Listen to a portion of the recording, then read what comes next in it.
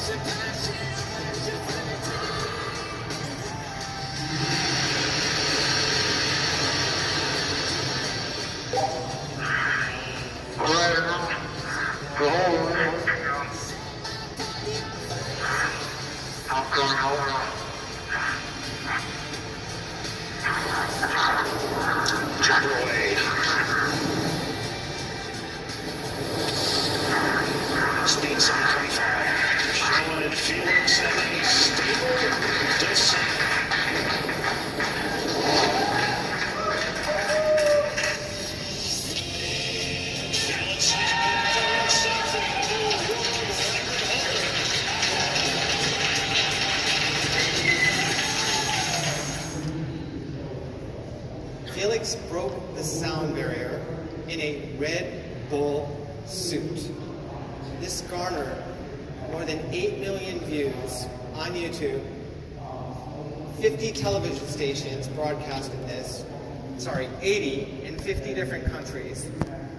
Red Bull is calling it the most extravagant marketing campaign ever. And if you notice, Red Bull logo was pretty much everywhere. Great example of influencer marketing. And their sales went up 12% within that first year, and in some markets it more than doubled. So we saw some of these slides yesterday with Colin Kaepernick, and how many in the room think that Nike knew exactly what they were doing? Show of hands. Okay. How many not? How many indifferent? Okay, very good. So basically here, with this campaign, Nike had this major influencer, and they decided that they really want to target the millennial market. We saw that in our data, that the most engagement was in that demographic, and we also saw that after this went out, their stock went the highest ever at that time, and from September 2nd through the 4th, their sales went up 31%, and they earned $12 million in just those 2 days based on that. And we're still talking about it today, and we will continue to do that. So what we're seeing right now is that there is a trend here, influencer marketing versus social media marketing. We've always had influencer marketing with celebrities and people doing endorsements, but there's been a shift just over a year ago in looking at Google Trends, when we're looking at these terms, that there's been a crossroad, and we're seeing that influencer marketing is growing, and it's a lot more on the internet, and it's not going away. So why is influencer marketing such a hot topic? We know that trust in the media is at an all-time low. There's a lot of fake news out there, and people really have to be careful in terms of what they're consuming. There are hot technologies out there that can put someone's head on another person's body through video technology and digitizing everything, and it looks really real.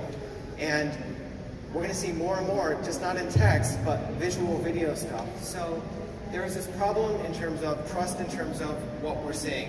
And media can be anyone from one individual who is at home writing about things and having their own newsletter, to other major outlets in terms of the trust being lowered. Also, there's a decline in the impact of traditional advertising. Many of you in this room who are consumers have probably blocked intrusive ads. It's about 47% of consumers have done that now, blocking intrusive ads. So you're not being able to see that type of thing now. And there's a limited trust in brand content. Big pharma, big tech, all about big dollars and getting money from all of us. So there has to be a way to overcome all of this, and that is through influencer marketing. And my prediction is that this is going to continue to grow. So whether you want it or not, influencers are already discussing and having an impact on your brand. And guess what?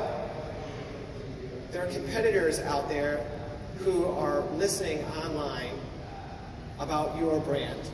And if you're not understanding who your influencers are, you're going to be behind the game. So this is one of my favorite slides. We all remember this tweet from Kylie Jenner. She has 24.5 million followers on Twitter. She, in a matter of this tweet, wiped out $1.3 billion in market value. So she has 24.4 million followers on Twitter. She has 118 million followers on Instagram. So what did she do 3 hours later, approximately 3 hours later? Still love you, Snap, my first love. Sorry, it was on Snapchat that this was done, not on Instagram. And this is just the power of what an influencer can do. And companies need to be aware and put their crisis plans together, have good relationships with influencers, and understand what's going on out there. So also, influencer marketing works. 93% say it can help with budgeting, brand, and awareness. 76 say influencer marketing helps with boosting customer loyalty. And 73% of marketers say it's effective for lead generation. What influencer marketing can also do is it can help shape the direction of a conversation in a moment of a crisis. It can help in terms of SEO and creating good links to things that you want consumers to be able to see. And it can create and distribute content and grow your brand and community.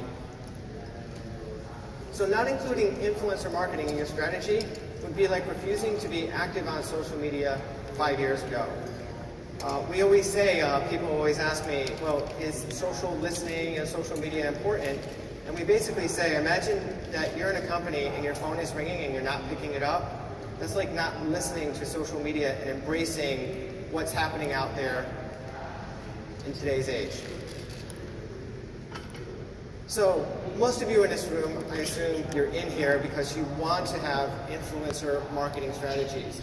So what are the ingredients for putting together a marketing strategy is, one, you need a budget, you need buy-in, you need to have the appropriate human and technical resources, and you also need to have a strategy that comes with the buy-in. So I'd like to talk about a few trends out there that we're seeing in influencer marketing that I want you all to be aware of. One is, that we'll discuss, is influencer transparency. So basically, the FTC in the past 18 months is getting very interested in this field of influencer marketing. So much that they're starting to send, in September of 2017, starting to send 90 letters out to high influencers out there and letting them know that they have to have better disclosure in terms of who they're representing. And there have also been some settlements that have happened already in the United States. And additional letters will continue to go out. We also see in Europe that the Committee of Advertising and Practice is also cracking down and looking at how influencers are going out there and whether they're fully disclosing who they're representing. A German fitness influencer was charged more than 10,000 euros for basically having an infomercial on YouTube and not disclosing who he represented. So this could be expensive in terms of fines. And then we all know that there's GDPR, and we have to be very, very mindful with regards to Europe in terms of what type of information we are gathering. So the second type, and I think this is good news and bad news. The good news is there's lots of influencers out there to be able to work with. The bad news is there are lots of influencers out there, and who do you choose? And what type of budget you have. But you have a really good wide net to be able to cast out there and determine who are the best influencers for you. So Selena Gomez, very interesting. She has 144 million followers on Instagram, and Kylie Jenner has 118. The only person that has more followers than Selena Gomez in the world is Ronaldo at 145. They keep on changing back and forth, a million here, a million there. And Selena Gomez, here she is representing Coach. How many, I'll just tell you the price. $550,000 she got for a post. That's huge, huge dollars. But is it worth it? To some brands, it very well could be. But most of us in this room who represent companies are never going to get that type of approval. So we have to be creative in ways to speak and to get the influencers. So we can go to the B or C level celebrity, so to say, and have a fitness star like Jen Selter, who is $15,000 per sponsored post. But that could be a lot as well. And then there are other influencers out there. Talkwalker does this quite a bit. This is Mary Smith. She's the queen of Facebook. Gary Vaynerchuk, who is a social media entrepreneur and has a lot of social media content out there. Then we have Ann Handley, who's a content marketing specialist, and Chris Penn, who's a champion of artificial intelligence. And all of these people are people that you can have relationships with and work with them as thought leaders. This is what we do at Talkwalker on the type of budget that we have. We have relationships with influencers out there. We educate them in terms of what's going on, and they want to look smart in terms of their field. So there are ways to collaborate with these types of influencers. The other cost-effective way in terms of working with influencers, an example is Dell. They have 10,000 employees that have an ambassador employee advocate program. This is a great way for messages to go out, and people within the company are sharing these messages. Just this week in the New York Post, there was an article with regards to an influencer, well, actually a salesperson at Neiman Marcus who had 5,800 followers, and she's posting the clothing that she wants to sell to her followers. She's an influencer for the company. And then one of my favorite influencers of all time. Does anyone know who this is? This is Lil Miquela. Her full name is Miquela Russo. And, I'm sorry, Miquela Sousa. And she has 1.4 followers on Instagram. She's been involved with Black Lives Matters and other social movements, and Prada has represented her in the past, as well as some other brands out there. Let's learn a little bit more about Lil Miquela. This is Lil Miquela. She's an Instagram influencer with more than 1 million followers. Many look to her for advice on what to wear, do, listen to, and buy. But Miquela's not like any other influencer. 2 years after activating her Instagram, she posted a confession to her account. I am not a human being. Miquela is a CGI, a computer-generated image. So a CGI influencer, probably the most famous being Lil Miquela, is an avatar of a human, or an avatar of what they think a human. So basically, this was done by an agency, and she finally confessed. But what's happening out there, there are other virtual influencers out there. This is Shuda, the self-proclaimed world's first digital influencer. She doesn't have 1.4 million followers like Miquela, but she has 148,000 followers on Instagram. And her pictures have been reposted by Fendi. You can see she's wearing a really nice necklace there, but Fendi didn't repost that picture because she was wearing a necklace. It was because she was wearing Fendi lipstick. This virtual influencer wearing lipstick, and it gets a lot of eyeballs. Another influencer is Blocko, who has over 133,000 followers and appears on pictures with other virtual influencers. So there's a new type of phenomenon going out called influencer collaboration among virtual influencers. And this is just an example of what's going on there. So these are people being creative and creating these avatars. So the Adweek had an article basically saying why brands need to prioritize real influencers over fake ones.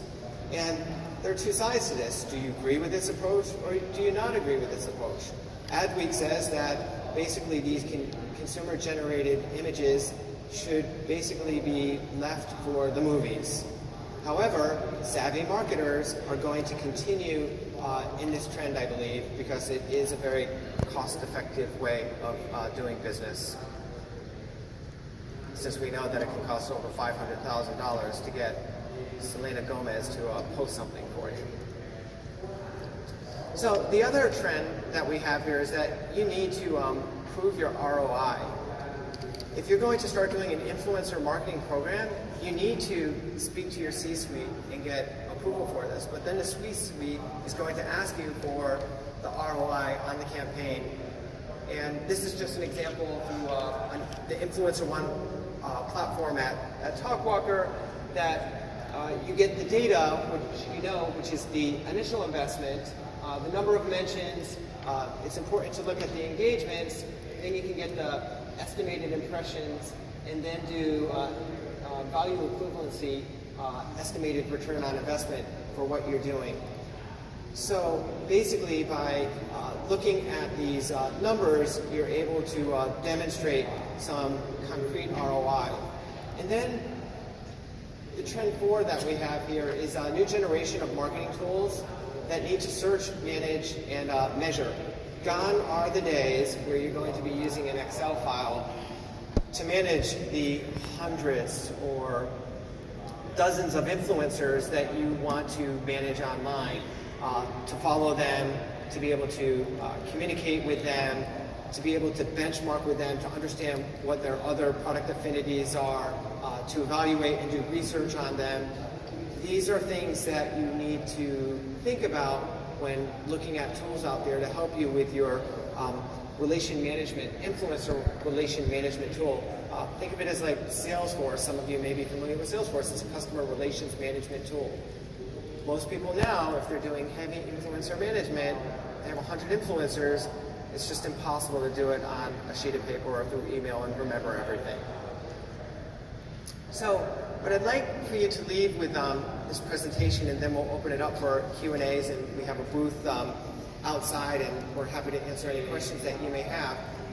Really, when you're choosing those influencers, reflect your brand values. It's really important to vet these influencers, understanding what their political affiliations may be, where do they stand on certain issues, doing background checks on them, and simple things like that.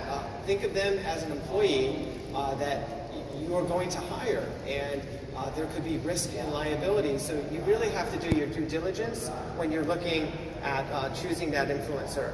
Also, have an authentic and engaged community. That the influencer, size doesn't necessarily matter.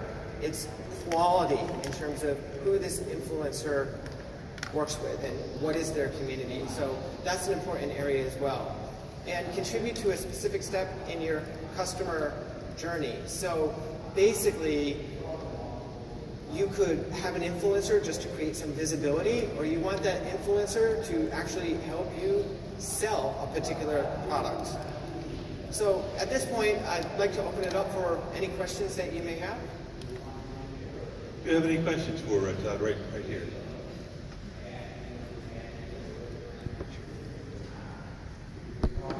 Hi, my name is Tamara. I work at King School in Stamford, Connecticut. How would you compare the influence of these influencers who, if what you're saying is true, that they may soon have to label themselves as sponsored content, versus reviews, which we hear so much about, that also influences people because they see them as authentic? I think reviews is one aspect, and we didn't cover that here. It's influencing. That we all do reviews, so in essence, we are influencers. However, I think we need to be authentic and transparent if we are getting paid with a particular brand when we're giving these reviews. And it could be as simple as hashtag ad, hashtag sponsor, just doing that. And I think we're getting used to that kind of stuff anyway, so we're getting numb. I don't think it's going to deter necessarily someone in terms of whether they're saying that the brand is being very forthcoming. I think that the reader will respect that more. Other questions?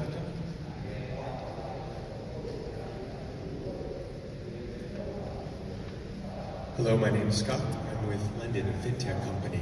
You briefly mentioned employee influencers in the Dell case. Could you just provide an update of how that's going specifically? What's the trends for guidance given or monitoring of the employees? And also, are the tools that I've seen on the market to facilitate the posting of these messages, are they worthwhile? Yeah, so at Dell, they actually have agreements with the advocates. You just can't, hey, I want to be an influencer. You have to follow guidelines and agree to it. You still have your liberty to do things, but you're representing the employer. So there are meetings, regular updates in terms of what they have to do and what they should follow.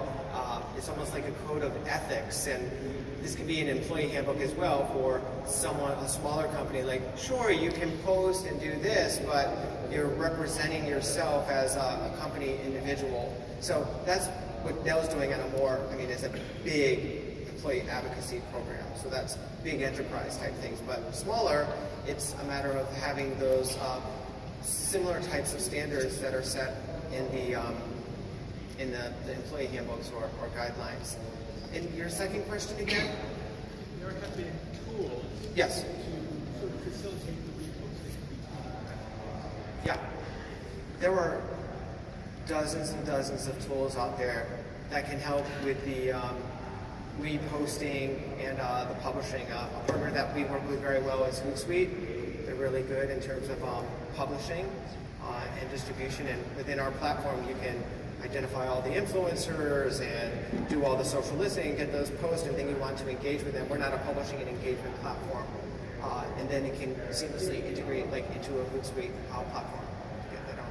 With respect to these tools, are you personally a proponent of like using a tool to get the exact message the way you want, or does it seem to try?